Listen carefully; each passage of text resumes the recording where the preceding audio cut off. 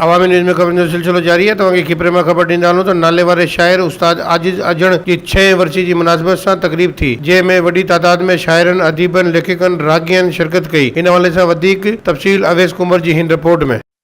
कपरो वेझो अरड़े महल स्टा वटि ॻोठ शेर मोहम्मद उजण में नालेवारे उस्ताद ऐं शाइर आजिज उजण जी 6 वर्सी की मुनासिबत से तकरीब थी, जंहिंमें वॾी तइदाद में शाइरन, लेखकन, उस्तादन ऐं गायकन शिरकत कई न। तो उन दोस्ती सां तो मुझे एतिरो कोन्हे, हू मुंहिंजो हो मां हुनजो हुउसि, मां पंहिंजो करे ॻायो, मूं सम्झो त मूं ठाहिया आहिनि ऐं जेका काफ़ी वणंदी हुई मां ओॾी महिल कुदरती मुंहिंजी धुन बि ओॾी महिल ई ठही वेंदी। आजिज साहब तमामु हिकिड़ा बहितरीनु शाइर हुआ जिन सिंध खे ॻायो ऐं इश्क बि ॻायो, मिजाज़ी बि ॻायो ऐं उनजी शाइरी में प्यार मोहब्बत प्रेम जो दर्स मिले थो। हक़ीक़ी ऐं मिजाज़ी मां ई हक़ीक़ी थींदो आहे। जीअं आजिज साहब खे मिजाज़ी मां ई हक़ीक़ी हिकिड़ो इश्क लॻो ऐं तमामु हिकिड़ा बहितरीनु शाइर हुआ। उन्हनि पंहिंजी सिंध धरती खे ॻायो आहे ऐं वतन जे ॾुखियल माण्हुनि खे ॻायो आहे।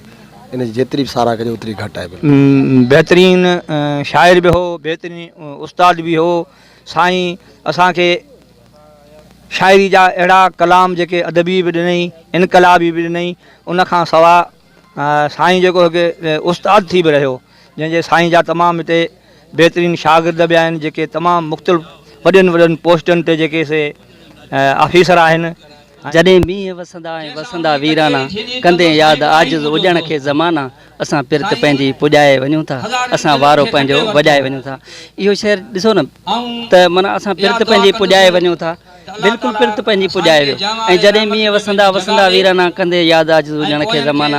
या ॿी हिकिड़ी शाइरी आहे साईं जी, इनकलाबी शाइरी, ज़ुल्म केसि ताईं सितम केसि ताईं, त माना केसि ताईं ज़ुल्म हलंदो, सितम केसि ताईं हलंदो। पीउ जे त ॾाढा महिरबानी हुआ ऐं ॾाढी शफ़क़त वारी रवैयो रखंदा हुआ ऐं हमेशह जेको आहे सो पंहिंजनि ख्वाबनि खे साबिया करण जी ऐं तालीम ते पंहिंजो जेको आहे सो ज़ोर रखण जी जेको आहे सो कोशिशि कंदा हुआ।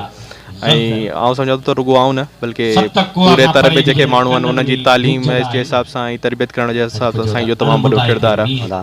चयमि दिलि खे रोई छो थी, चयाईं यार विछड़ी वियो। अहिड़े हवाले सां काफ़ी साईं जिन जा जेके शेर आहे से रेडियो पाकिस्तान हैदराबाद सां भी पढ़िया विया। अनवर विसड़े ॻातो, फोटे ज़रदारी ॻातो, पर काफ़ी सिंध जे सुरीलनि वैरागी फ़क़ीरनि हुनखे ॻातो। ऐं साईं तमामु हिकिड़ी सादी तबियत रखंदड़ इंसानु हुआ ऐं हर माण्हू खे मोहबत ॾींदड़ हुआ। वरसी तकरीबी शरीक माण्हू जे चवण तो साईं आजिज़ उजण जो इल्मी ऐं अदबी ख़िदमतूं तारीख़ में हमेशह सुनहरी अखरनि में लिखियो वेंदियूं।